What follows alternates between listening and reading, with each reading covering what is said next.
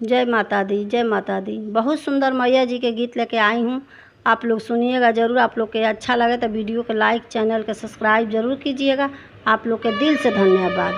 अमवा डोले महुलिया डोले डोले लनिबिया के डाढ़ी मैया दूलरी, अरे खोल दीना बजड़ के वाड़े मैया दूलरी, अरे खोल दीना बजड़ के वाड़ हे मैया दूलरी।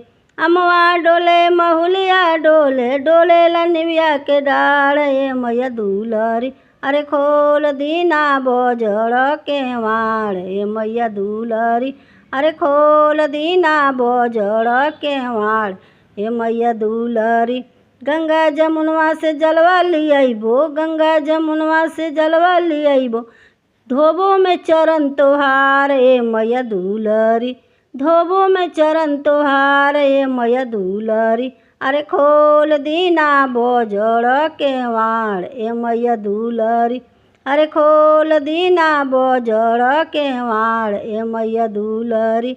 अमवा डोले महुलिया डोले डोले लनिबिया के डाढ़ ए मैया दूलरी, अरे खोल दीना बजड़ के वाड़ ए मैया दूलरी, अरे खोल दीना बजड़ के वाड़ ए मैया दूलरी। हाट बाजार से चुनरी लियाइबो, हाट बाजार से चुनरी लियाइबो, चुनरी पहिराइबो तोहार ए मैया दूलरी, अरे खोल दीना बजड़ के वाड़ ए मैया दूलरी, अरे खोल दीना बजड़ के वाड़ ए मैया दूलरी। सोने के थाली में 56 रंग के भोगवा लगाइबो तोहार ए मैया दूलरी, अरे खोल दीना बजड़ के वाड़ ए मैया दूलरी, अरे खोल दीना बजड़ के वाड़ ए मैया दूलरी।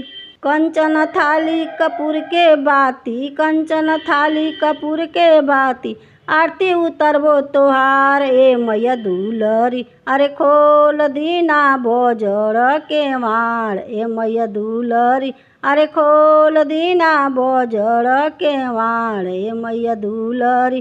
कंचन थाली कपूर के बाती, आरती उतरबो तोहार ए मैया दूलरी, अरे खोल दीना बजड़ के वाड़ ए मैया दूलरी, अरे खोल दीना बजड़ के वाड़ ए मैया दूलरी।